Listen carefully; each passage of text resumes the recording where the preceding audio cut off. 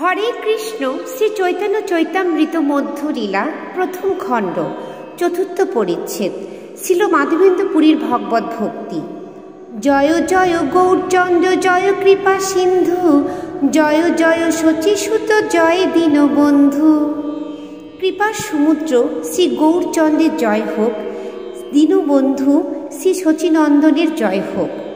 জয় জয় নিত্যানন্দ জয় অদ্বৈত চন্দ্র জয় শিবাসাধি জয় গৌর ভক্তবৃন্দ। শ্রী নিত্যানন্দ প্রভু ও অদ্বৈত প্রভুর জয় হোক এবং শিবাস ঠাকুর প্রমুখ গৌর ভক্তবৃন্দের জয় হোক। প্রতিষ্ঠার ভয়ে পুরী গেলা পলাইয়া, কৃষ্ণ প্রেমের প্রতিষ্ঠা চলে সঙ্গে গড়াইয়া। প্রতিষ্ঠার ভয়ে মাধবেন্দ্র পুরী রেমুনা থেকে পালিয়ে গেলেন, কিন্তু ভগবত প্রেম জনিত প্রতিষ্ঠার এমনই মহিমা যে তা ভগবত ভক্তের সঙ্গে সঙ্গে চলে।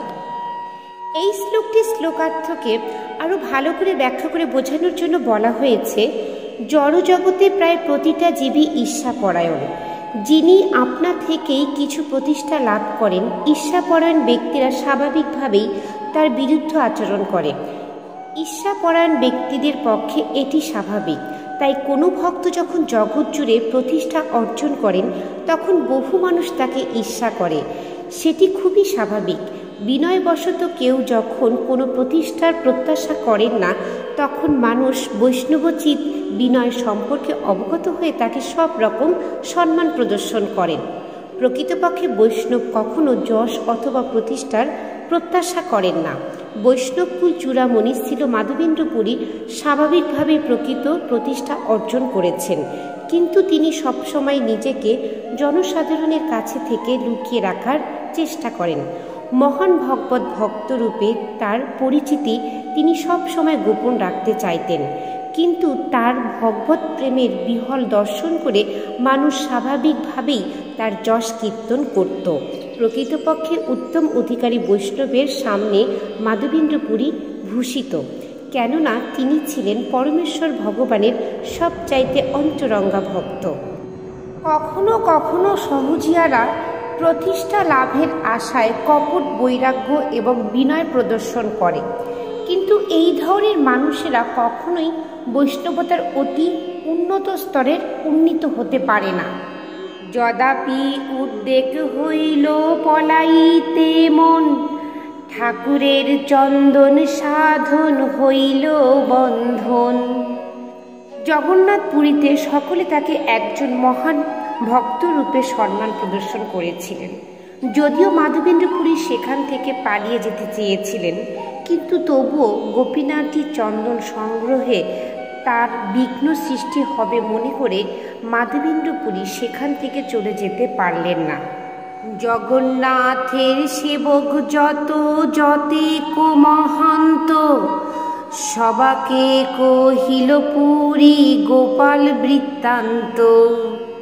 শ্রী মাধবেন্দ্র পুরী জগন্নাথ দেবের সমস্ত সেবক এবং সেখানকার সমস্ত মহান ভক্তদের শ্রী গোপাল দেবের আবির্ভাবের কাহিনী শুনিয়েছিলেন। গোপাল চন্দন মাগে শুনি ভক্তগণ, আনন্দে চন্দন লাগি করিল যতন।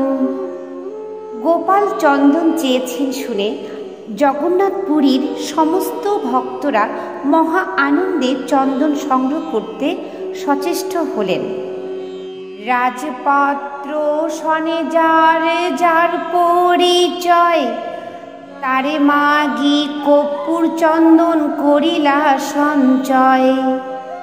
উচ্চ পদস্থ রাজকর্মচারীদের সঙ্গে যাদের যাদের পরিচয় ছিল, তারা তাদের সঙ্গে সাক্ষাৎ করে কর্পূর ও চন্দন সংগ্রহ করলেন।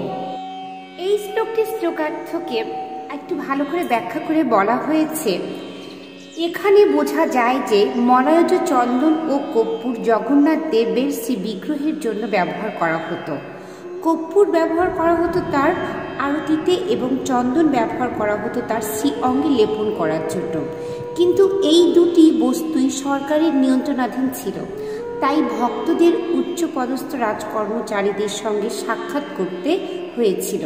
তাদের সমস্ত বৃত্তান্ত বর্ণনা করে তারা শ্রী জগন্নাথপুরী থেকে অন্যত্র চন্দন ও কর্পূর নিয়ে যাওয়ার অনুমতি লাভ করেছিলেন। হরে কৃষ্ণ।